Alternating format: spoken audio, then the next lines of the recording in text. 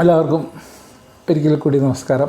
ഈ വീഡിയോയിൽ കൂടെ ഞാൻ നിങ്ങളോട് പറയാൻ പോകുന്നത് ഹൈലാം ഷീറ്റ് എന്ന് പറയുന്ന മെറ്റീരിയലിനെ കുറിച്ചാണ്. എന്താണ് ഹൈലാം ഷീറ്റ്, എന്താണ് അതിൻ്റെ ഉപയോഗം, എന്താണ് അതിൻ്റെ ഗുണം, എത്രയാണ് അതിൻ്റെ വില, എങ്ങനെയൊക്കെയാണ് അത് ഉപയോഗിക്കുന്നത് എന്നതിനെക്കുറിച്ചാണ്.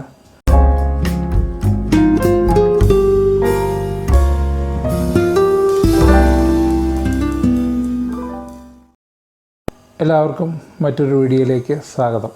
നമുക്കറിയാം, കിച്ചൺ ഉപയോഗിക്കാനുണ്ട് അടുത്ത കാലത്ത് ഒരുപാട് ഉപയോഗിക്കുന്നൊരു മെറ്റീരിയലാണ് അലുമിനിയം പ്രൊഫൈലുകൾ, അലുമിനിയം കിച്ചൺ, അലുമിനിയം വാർഡ്രോപ്പുകളൊക്കെ. നമുക്കറിയാം, അതിനു വേണ്ടിയിട്ട് ഉപയോഗിക്കുന്ന ഒരു പ്രധാനപ്പെട്ട മെറ്റീരിയലായിരുന്നു ഹൈലാം ഷീറ്റ്.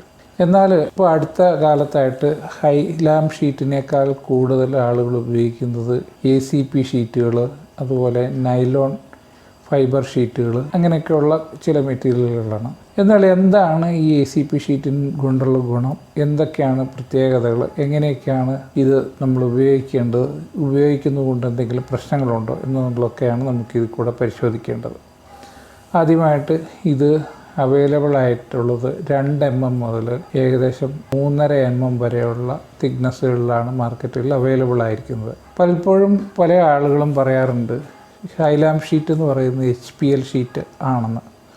ശരിക്കും HPL sheet high density material ഏകദേശം സെയിം ആണെങ്കിൽ തന്നെ ഹൈ ഡെൻസിറ്റിയുള്ള ഹൈ പ്രഷർ ലാമിനേഷനാണ് HPL ഷീറ്റ്. എന്നാൽ ഹൈലാം ഷീറ്റ് അത്ര ഡെൻസിറ്റി ഉള്ളതല്ല, അത് അത്ര ഹാർഡായിട്ടുള്ള HPL പോലെ ഹാർഡ് മെറ്റീരിയൽ അല്ല എന്ന് നമുക്ക് പറയാൻ പറ്റും.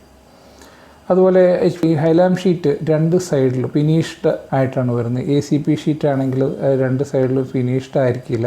ഈ ഹൈലാം ഷീറ്റിൻ്റെ മറ്റൊരു പ്രത്യേകത നല്ല ഫിനിഷിംഗ് ആയിരിക്കും. ഏതാണോ അതിൻ്റെ പ്രിൻറ്റുകളും കാര്യങ്ങളും ഫിനിഷ് പോലെയൊക്കെ നല്ല ഒറിജിനൽ റിയൽ വുഡ് ഫിനിഷുകളും അതുപോലെ നല്ല സോളിഡ് കളറിലുള്ള പ്ലെയിൻ ഫിനിഷുകളിലും മാർക്കറ്റിൽ അവൈലബിൾ ആണ്. ഈ അലുമിനിയം കിച്ചൺ നമ്മൾ ചെയ്യുമ്പോൾ എന്തെങ്കിലും പ്രശ്നങ്ങൾ ഇതുകൊണ്ടുണ്ടാകുന്നുണ്ടോ എന്നതിനെക്കുറിച്ച് പരിശോധിക്കാം. അലുമിനിയം കിച്ചണിൽ നമ്മൾ ഇത് ഉപയോഗിക്കുമ്പോൾ സാധാരണ സംഭവിക്കാറുള്ളത്, ഈ എല്ലാ ബ്രാൻഡുകളും അല്ല എങ്കിൽ കൂടിയും ചില ബ്രാൻഡുകളിലൊക്കെ ഡയറക്റ്റ് വെയിലടിക്കുന്ന ഭാഗങ്ങളിൽ കളർ ഫെയ്ഡ് ആകുന്ന ഒരു പ്രശ്നം ഉണ്ടാകാറുണ്ട്.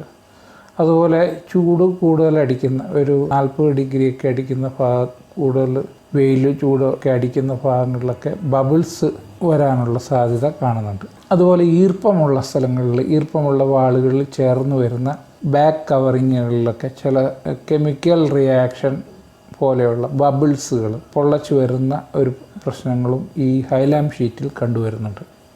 അതുപോലെ തന്നെ നമ്മൾ കൂടുതൽ ട്രാൻസ്പോർട്ടേഷൻ കാര്യങ്ങളൊക്കെ ചെയ്യേണ്ടി വരികയാണെങ്കിൽ, ഒരു വർക്ക് ചെയ്യുന്നതോട് അനുബന്ധിച്ച് നമ്മൾ ട്രാൻസ്പോർട്ട് ചെയ്യുകയാണെങ്കിൽ ഇത് പെട്ടെന്ന് പൊട്ടിപ്പോകാനുള്ള സാധ്യത കൂടുതലാണ്. ബ്രേക്കബിൾ ആയിട്ടുള്ള ഒരു ഷീറ്റാണ് ഈ ഹൈലാം ഷീറ്റ്.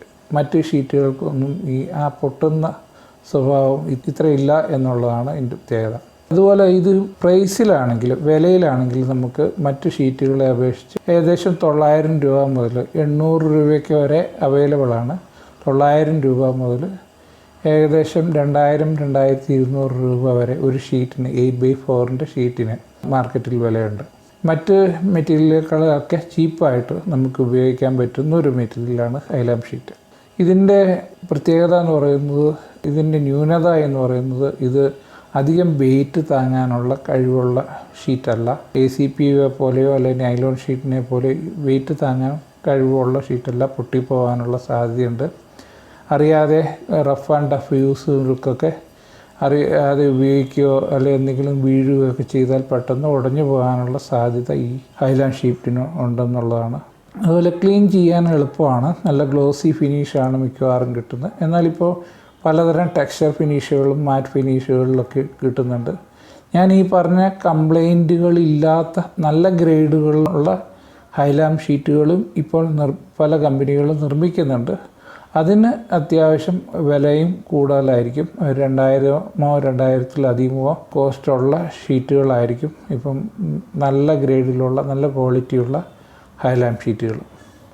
അപ്പം നമ്മൾ ഹൈലാം ഷീറ്റ് വാങ്ങുകയാണെങ്കിൽ, കിച്ചൺ ഉണ്ടാക്കാനോ അങ്ങനെയുള്ള കാര്യങ്ങൾക്ക് വാങ്ങുകയാണെങ്കിൽ ഇങ്ങനെയുള്ള വാറൻറ്റിയും കാര്യങ്ങളും ചെക്ക് ചെയ്തതിന് ശേഷം മാത്രമായിരിക്കണം ഈ ഹൈലാം ഷീറ്റുകൾ വാങ്ങി ഉപയോഗിക്കേണ്ടത്.